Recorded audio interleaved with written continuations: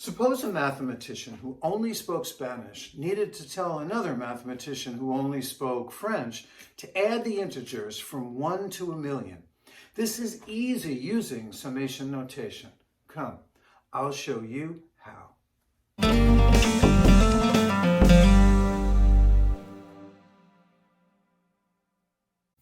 So anybody speaking the language of mathematics on planet Earth would write it this way.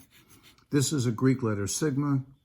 This is the letter I, and you go equals 1 to 1,000,000. I'll write 1,000,000 as 10 to the 6th power to save myself some writing.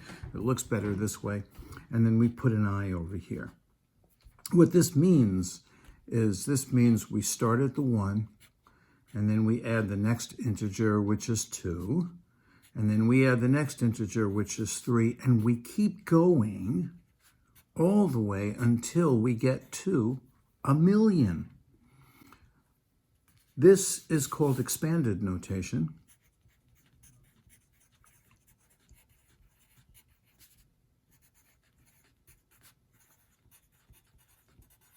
And this here, this is our beautiful compact summation notation.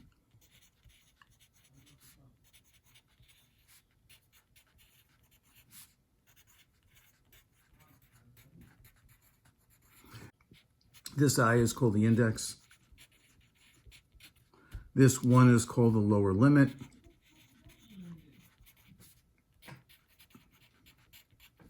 And this 10 to the 6, which is 1,000,000, is called the upper limit.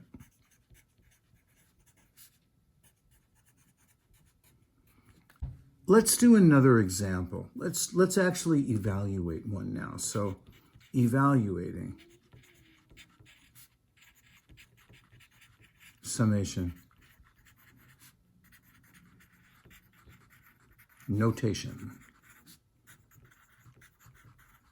So let's say we want to evaluate the sum as I goes from, let's start with 0 for this example, just to show that you can start at any integer you want. I goes from 0 to, let's say, 3 of I squared. Let's do that. That's a nice simple example. So what this is telling us is in the first iteration, we're going to do 0 squared. And then we're going to add this to 1 squared. And then we're going to add this to 2 squared.